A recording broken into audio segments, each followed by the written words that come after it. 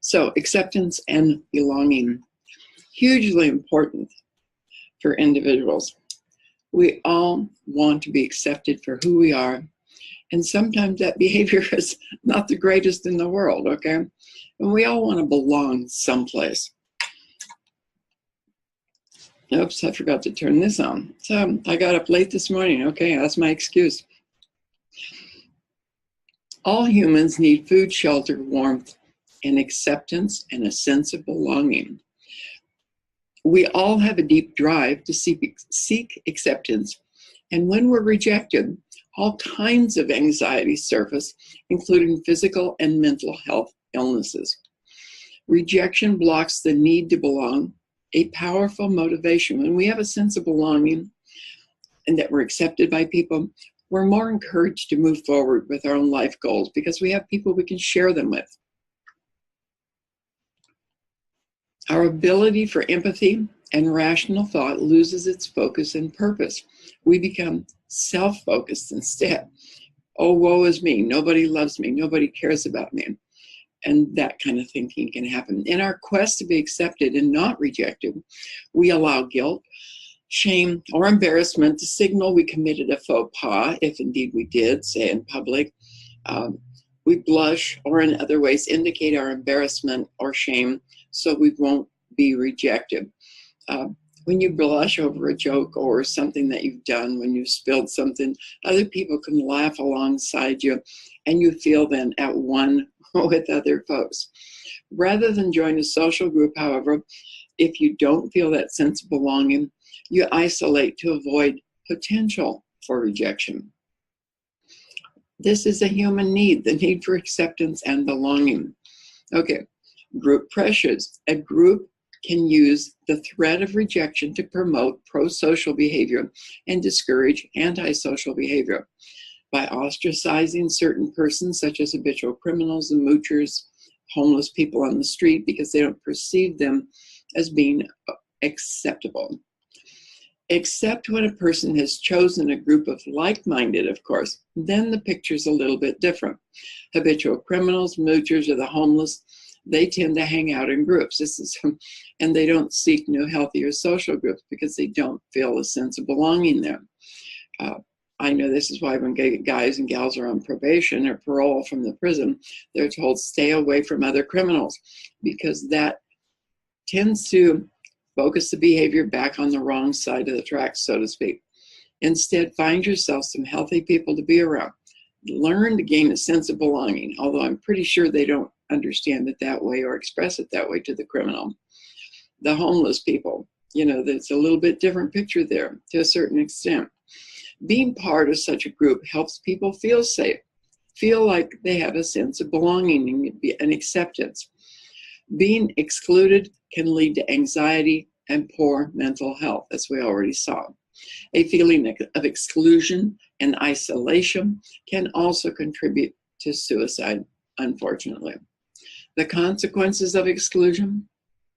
Emil Durkheim cited 3 types of suicide affected by social factors, and we see them every day in our society. Anomic suicide is there's a disintegrating social force that makes the individual feel lost or alone. Teen suicide is one example. Also, those who have been sexually abused as children or whose parents are alcoholics and addicts as well. They know something is wrong in the home if they don't know specifically what it is.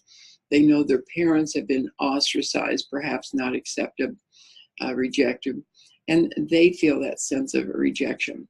This is because there's social forces that give them a sense of safety and belonging in the world are no longer there. Altruistic suicide is when there's excess regulation by social forces, certain social forces, for the sake of a religious or political cause, such as the 9/11 hijackers, suicide bombers, some of these shooters out there. Egoistic suicide, when we feel totally detached from society. For example, we lost our work role, we no longer have a sense of purpose, we've lost ties to our family and community and other social bonds through retirement or through death, estrangement of family and friends, and so forth. This can lead to a sense of despair and hopelessness. Okay. Its effect on society. Exclusion is a problem for the person being excluded, but it can also disrupt society, particularly in the media community, but at large as well. People who have been excluded often lash out against others.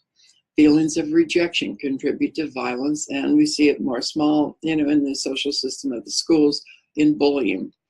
A majority of school shooters have been, and other people with rifles in their hands killing people, such as Las Vegas, somewhere in their life were socially rejected and still feel that social rejection. Those who feel excluded and rejected are alcoholics and addicts, who then frequent the places where they find a sense of acceptance and belonging. Criminals may find the security and belonging in jail or prison. Thus, we see them returning frequently to that social system because it's where they feel safe. They understand the boundaries that are strictly enforced, and society is a lot more flexible. And that helps them to feel insecure. And they're longing for a sense of belonging and security like everyone else. Alcoholics go to bars, while addicts often frequent the drug houses and so forth, hang out with other addicts, like-minded people. How to cope with rejection. I'm getting ahead of myself. Coping with rejection within healthy boundaries is the key to finding acceptance and a sense of belonging, or recovering from rejection, especially when a person is in recovery from drugs, sex, lost relationships, striving for a new way in life. We all are going to experience some rejection on a similar, regular basis. It's impossible to live with everyone in the world being nice to you all the time. What's that old saying? You can have 100% of the people like you, accept you part of the time, but you cannot have 100% of the people accept, like you, love you 100% of the time. It's simply not going to happen. When you are rejected or excluded, the best way to deal with it, of course, is to seek other sources of friendship or acceptance, other than bars, drug houses, hospitals, suiciders, or the prison system. It's uncomfortable. Any kind of change is always uncomfortable, but it's overcoming that discomfort and succeeding that you begin to feel more secure in yourself, you feel better about yourself, and you begin to develop bonds of social acceptance. Find something you like doing, for example, and do it with healthy people, whether it's in a church or other healthy social group. There's meetup groups, which they're people that like to go hiking, so they become part of a social group that takes hikes. Swimming groups. One of the first things I did with my sister, I didn't belong to the AA group, but I did join with her in a social forum where they were putting on a play over in Portland. And together I joined. They asked me if I wanted to be an actress, and I said, sure. So I got to act in one of the plays. It was a great sense of acceptance and belonging, and being able to do something I really enjoyed. Being center stage, well, I wasn't the main character, but just being up on stage and getting to act out in some silly role was hugely empowering. Okay. Everyone encounters rejection in this fallen world. A spouse's betrayal or a job loss can be a huge blow, or it can be a minor blow. It depends upon how we perceive it. Yet negative comments or opportunities that dead end can be very hurtful and also offer a sense of rejection. As painful as rejection can be, it doesn't have to work against you. You can see it in a more proactive, helpful way. Rejection can work for you if you use it as an opportunity to create more opportunities for success in your life. Okay, the way you choose to respond to that rejection can affect your confidence, your passion for life, and your motivation, in other words, for pursuing your dreams, your goals in life, and your relationship potential, whether you even reach up towards more healthy, loving, maybe romantic relationships. It will also determine which new opportunities God offers you. If He has a purpose for your life and you've got a clue that there's something out there you should be motivated towards, and you don't do it out of fear, You know, over 600 times in the Bible, it says, do not fear, be not afraid, or some form of don't fear. I am with you always, and I'm there to uphold you. So if you're running away from, like, who was that character in the Bible? I've got a mind freeze right now. Who God wanted him to go to Nineveh? Jonah. Okay. He ran away to Tarsus, ended up in the belly of a whale, and eventually, because of recognizing that God really wanted him to take this job on, he finally submitted and did God's will. And then, you know, things went better for him. And this is true. When we take a risk and pursue whatever door God has opened in our lives, you know, he offers you other opportunities for success, to fulfill other dreams, maybe your personal dreams that he likely has given you as well. You think of them as personal dreams, but if you take on God's purpose, what you know is God's purpose for your life, take a risk, step out, maybe fail and learn from that failure, and not worry so much about acceptance and rejection. Just do what the Lord has asked you to do. You know, he's going to offer so much more for you. Responding negatively can stop you from pursuing your own dreams and be discouraging for you. Because then the more negative, no, I'm not going to do that. What if I fail? What if? Those what ifs in life are huge failure indicators. If you're going to say what if, say to yourself, what if I do take this opportunity? What if I fail? So what? No big deal. I can always try something new. When I first started doing live videos on Facebook, for example, the first one went well. Others, people not so much, didn't seem to watch. And I started, oh, I must not have been meant for me. And I thought, you know, but I know God sent me to do this. I'm going to persist in doing it. And then I found other venues where I could produce live shows, such as Zoom.us, and other ways to produce, you know, shows and ways of helping people other than one person at a time in my counseling office. Okay, responding positively in such a way can help empower you to achieve God's purpose for your life, especially if you don't know exactly what that is. He opens these small doors to give you small opportunities to grow your courage and commitment. You decide to redirect the pain of rejection by using it to design a better life. Excuse me, and to motivate yourself to move forward in life, taking on greater challenges, strengthening your self-image, your courage. And as you do, people begin to connect with you. You feel a greater sense of belonging and acceptance. If people reject your idea, well, you remember David and Goliath? His brothers said, what are you doing here?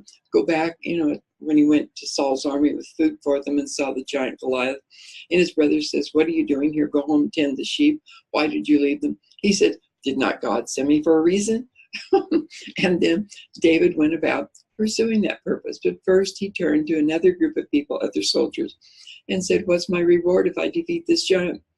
They gave him respect by sharing, you know, how he would benefit from it. The benefits were huge. So besides God's will being done, he also wanted to know, what are the personal benefits for me? Well, you have to decide, what are the benefits for you? Personal benefits besides following God's will. How are you going to feel if you succeed? How are you going to overcome failures if you happen to fail? How are you going to continue to pursue that dream and not worry so much about it? And look forward to the rewards. Reject the distorted view you have of being rejected, for example, and look at you as God sees you. You're a child of the living God, King of Kings, Lord of Lords. Okay. Make a list of all your God-given qualities that make you unique, and remind yourself of them when you need a refresher. You know, like when the devil's on your back and you're starting to feel in the whiny, poor me, oh, this is never going to work. Get out of yourself. Get into God. Look at, now wait a minute, God's given me the ability to talk to just about anybody. I have no problem making a fool of myself on Facebook doing these things. If I fail, so what? I'll try something different next time. You know, list all your God-given qualities that make you unique, that make you who you are, and remind yourself of them when you need a refresher course of who you are. Okay. Admit you're not perfect and can never be like everyone else. Stop trying to be perfect to please God or anyone else. It's never going to happen. Remember, even when others reject you, God never will. Refuse to listen to unproductive words from other people. If they're not helpful, stop talking to them. Say, that's not really very helpful. I hear from you a lot of negative things.